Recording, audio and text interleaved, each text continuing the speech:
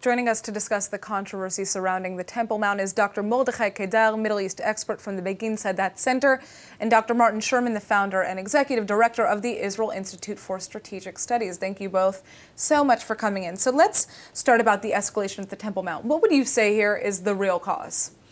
Well, the real cause is that according to Islam, Judaism is null and void because Islam came to the world to replace both Judaism and Christianity. The whole thing of the state of Israel, the occupation of this land, which is Islamic land as they from the river to the sea, the occupation of Jerusalem and hell's bells, the activity of Jews on the Temple Mount, this for them is some kind of resurrection of Judaism after Judaism was cancelled by Islam 14 centuries ago. And this is the core problem. They cannot fathom us Jews coming back to our land, to our sovereignty, to our power, to our government. They cannot take it. And everything which you see on Temple Mount is because of this. Well, it seems like the Temple Mount is just really always kind of the center of clashes. Why does this location specifically cause so much violent tension?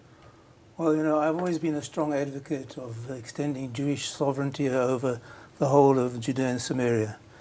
But I was always very skeptical about making the Temple Mount the focus of that claim. I thought that making a more rational argument about geostrategic needs of Israel, etc., should have been in the forefront.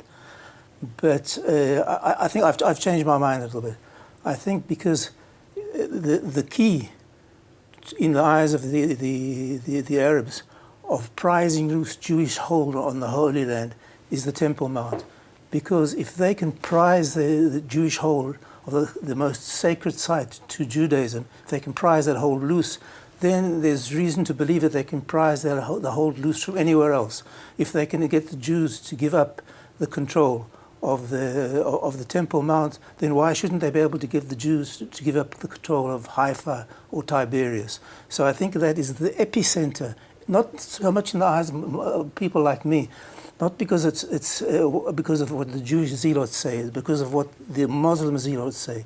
That is the symbolism of the Jewish claim to sovereignty.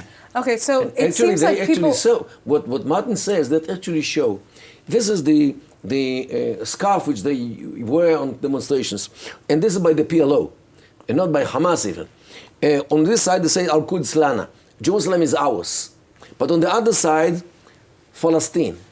The whole country, from the river to the sea. And they know the connection, because if they have Jerusalem, they have the whole country, the whole Palestine. Israel will be wiped out. And this is why they keep hammering on this issue of Jerusalem, because the world has not yet recognized Jerusalem as a Jewish capital.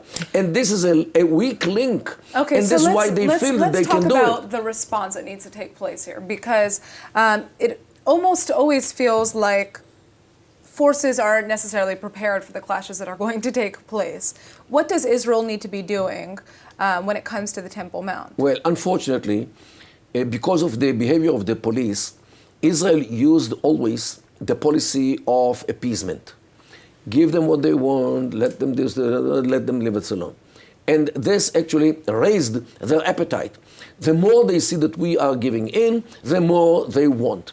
And they, even the Mufti of Lod, the town of Lod, near Ben Gurion Airport, claimed yesterday that Jerusalem is occupied and this occupation will be gone away sometime, and Jews have nothing to do in Jerusalem, and he gets salary from the state. And who gives salary to this man who keeps claiming that Jerusalem one day will return to be Islamic, and he lives on the payroll of the government. The question here, though, is then how is Israel supposed to deal with this issue? Because if it's viewed as a provocation for Jews to be coming to the Temple Mount, Israel should have been and should be today and forever, should be decisive. The place is ours. This is the place of the Temple Mount, which you guys must have denied. But there's a much wider spread, effect that Israel allows big Qatari money to come in and to fuel this thing. Israel allows Turkish money to come in. There are dozens of organizations which function, Islamist organizations, and Israel does almost nothing in order to wipe them out from this place, from our capital. And All this is the right, problem. Dr. Sherman, let's hear what you have to say. Well, what is the I answer here? sort of certainly echo the sentiments expressed here by Dr. Kedar. I think moderation and the wish to appear moderate doesn't remove the next clash. It only delays it and makes it more intense. I think Israel must understand that, in my opinion, Israeli officialdom has misread the battlefield. I think the most Israel can hope for is to be grudgingly accepted by the Muslim world, and the least it must strive for is to be greatly feared. I don't think that Israel can hope for any more amicable outcome over the Temple Mount. One very important comment. Israel should keep saying that the real Al-Aqsa, in the days of Muhammad, the Prophet of Islam, was in Saudi Arabia, was not in Jerusalem. It was brought, as if, to Jerusalem by the Umayyads because of a rebellion in Mecca, which took place 50 years after Muhammad died. The whole thing is forgery.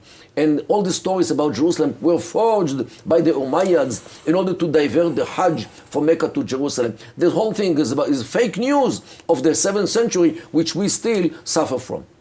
Okay, so moving back to kind of the bigger issue here. Now, given, let's say there was peace and there was... It was what, sorry? Let's say that there was peace and there was a two-state solution. What would happen to the Temple Mount? What should happen to the Temple Mount then? They will never give up on the Temple Mount in Jerusalem and the old city of Jerusalem, because the Palestinians, if they give up on these places, they will be viewed by all the Muslims in the world as traitors who betrayed Islam by allowing Judaism to come back to life in so the holy city of Jordanian Jerusalem. Waqf should then maintain This control? is another mistake which Israel made Exactly. in 1994 by giving some kind of authority to a country which nobody knows who will lead it at any time in the future to control our capital.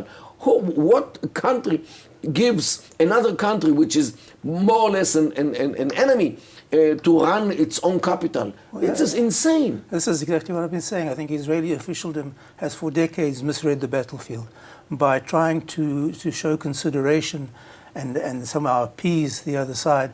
All they're doing is emboldening it. As Dr. Kedar said, making concessions doesn't satiate their appetite. It only whets the appetite for the next concession. All right. Well, thank you both so much for coming in. We're going to have to see what happens over the course of the next days.